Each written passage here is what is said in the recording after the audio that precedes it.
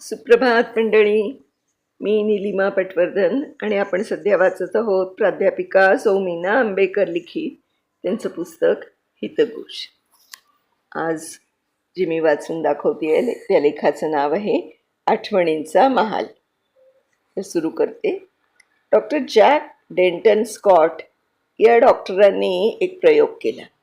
एक पेशंट डायलिसिसवर असताना त्याच्या वेदना कमी करायला एक उपाय म्हणून डॉक्टरांनी त्याला मेमरी ब्रेक घ्यायला सांगितला. म्हणजे त्याने डोळे मिटून आपल्या आयुष्यातील पूर्वीचे सुखद प्रसंग किंवा घटना आठवायच्या की ज्यांच्यामुळे त्याला आनंद मिळेल आणि मनाला शांती मिळेल. असे सुखद प्रसंग आठवल्यामुळे असं दिसलं की त्याच्या वेदना आणि दुःख कमी झालं. टी ब्रेक, कॉफी ब्रेक आणि हा मेमरी ब्रेक खरोखरीच चांगल्या म्हणजे मनाला आनंद देणाऱ्या स्मृतींचा उपयोग आता डॉक्टरांनी समस्या सोडवण्यासाठी केला आहे. सध्याच्या जेठ युगातून सुटून आपण मागच्या जुन्या ताण नसलेल्या शांत जगात जातो. सुखाच्या देशात जाण्याचा पासपोर्ट म्हणजे स्मृती होय. फार वर्षापूर्वी म्हणजे अमेरिकेत मंदी असलेल्या काळातील गोष्ट आहे. 24 डिसेंबरच्या रात्री सांताक्लॉज येऊन मुलांच्या मोज्यात भेटी ठेवून जातो. हे खरं वाटणाऱ्या छोट्या 6 वर्ष वयाच्या मुलाला त्याच्या वडिलांनी भेट म्हणून एक टॉफी आणि एक संत्र असं त्याच्या मोज्यातून दिलं. साहजिकच ही इतकी छोटीशी भेट पाहून तो मुलगा हिरमुसला झाला. त्याला खूप वाईट वाटलं. दुसऱ्या दिवशी म्हणजे 25 डिसेंबरला सकाळी वडील त्याला म्हणाले, तुझी ख्रिसमसची भेटवस्तू घराच्या बाहेर मागच्या अंगणात आहे. त्याच्या वडिलांनी तेथे 3 दिवसांचा बर्फ साचवून आणि आणखी काही गोळा करून 20 फूट उंचीची बर्फाची शुभ्र घसरगुंडी त्याच्यासाठी खास तयार केली होती. स्वतःच्या मालकीची बर्फाची घसरगुंडी बघून तो चिमुकला आनंदानं नाचू लागला. ही त्याला मिळालेली अमूल्य गिफ्ट त्यानं आपल्या स्मृतीत कायमची जतन केली आणि आजही जेव्हा जेव्हा बर्फ पडतो त्यावेळी त्याला आपल्या प्रेमळ पित्याची आठवण होते. 1974 ब्रह्मदेशातील रंगून येथे भदांत विसितसारा या माणसाने बुद्ध वाङ्मयातील 16,000 पानं पाठ म्हणून दाखवण्याचा विक्रम केला. आपण सर्वजण देखील आश्चर्य वाटेल एवढ्या गोष्टी लक्षात ठेवू शकतो. छोटा मुलगा 6 वर्षापर्यंत 6,000 शब्द लक्षात ठेवू शकतो, तर सर्वसाधारण माणसाच्या 20,000 शब्द त्याच्या संपूर्ण आयुष्यात लक्षात राहू शकतात. असे असून सुद्धा एखादा नवीन फोन नंबर डायल केल्यानंतर लगेच आपण विसरूनही जातो. कारण मेमरीचे किंवा स्मरणाचे 3 प्रकार असतात. सेन्सरी स्मरण किंवा स्मृती म्हणजे एखादी गोष्ट किंवा वस्तू फक्त अर्धा सेकंद बघितल्यानंतर जे आपल्या लक्षात राहील ते स्मरण. हे स्मरण अत्यंत अल्प काळच टिकतं. कमी काळ राहणारी स्मृती किंवा स्मरण म्हणजे शॉर्ट टर्म मेमरी. 1 मिनिटाच्या एवढ्याच कालखंडात इतकी राहणारी ही स्मृती होय. आणि जास्त काळ राहणारी स्मृती म्हणजे लॉंग टर्म मेमरी. मेंदूमध्ये अनेक वर्ष राहणारी ही स्मृती. या प्रकारच्या स्मृतींच्या जागाही भिन्न असतात. लहान काळ राहणारी म्हणजे शॉर्ट टर्म स्मृती मेंदूच्या मध्यभागी असून जास्त काळ म्हणजे लॉंग टर्म राहणारी स्मृती मेंदूच्या बाहेरील सर्व भागात असते.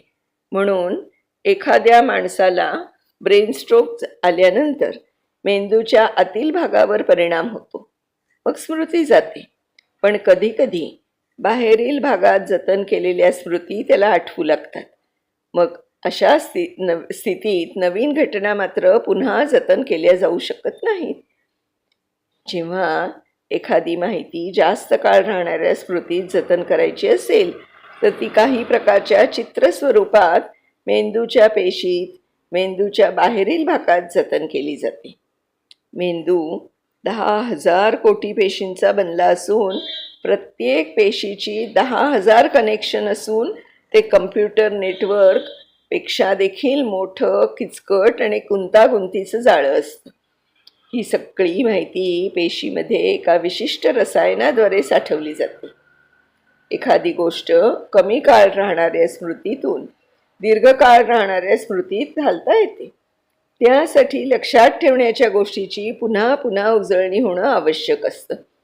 माहिती ही प्रत्यक्षपणे रासायनिक वाहकाद्वारे एका पेशीतून दुसऱ्या पेशीत पोचवली जाते.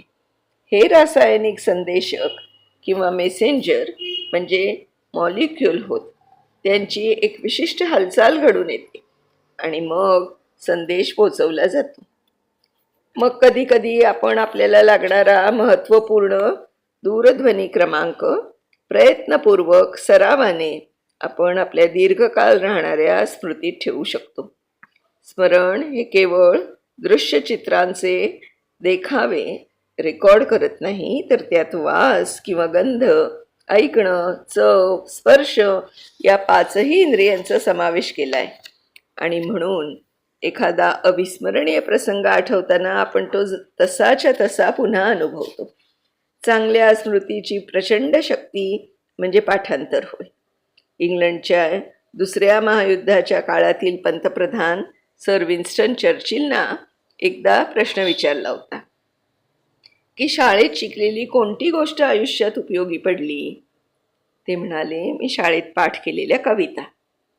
आपले आजी आजोबा आपल्याकडून पाढे, श्लोक, रामरक्षा, आरत्या रोज सायंकाळी म्हणून घ्यायचे.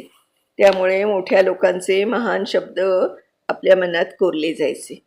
याचा अर्थ मोठेपणी पाठ करणे म्हणजे उशीर झाला असं नाही. स्मृती वाढवण्याचे अनेक नवीन नवीन तंत्र येत आहेत.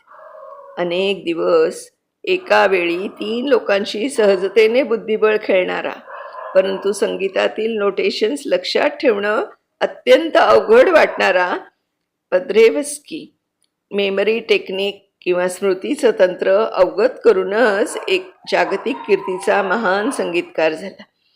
दिवसातून 3दा वाचन या तंत्राने इजिप्त आणि मध्यपूर्व यांच्या संस्कृतीचा गाढा पंडित आणि ज्ञानी झालेल्या डॉक्टर जेम्स ब्रिस्टेडने 11 भाषांचा सखोल अभ्यास केला होता. माझ्या मते विचारवंतांचे सुंदर शब्द, अर्थपूर्ण आणि बोधपूर्ण वाक्य मनाच्या गाभाऱ्यात उतरवायची असतील तर बाथरूममध्ये, बेसिनवर किंवा स्वयंपाकघरात ओट्यावर एखाद्या छोट्या कागदावर आधी लावून बघा. हल बॉयल या लेखकाचंच एक सुंदर वाक्य आहे, सर्व बगीचात अप्रतिम बाग म्हणजे स्मृतींची बाग. कुठल्याही क्षणी कुठल्याही ऋतूत फुललेली, जिचा गंध तुमच्या जीवनभर दरवळत राहतो, ती बाग फुलवत राहा.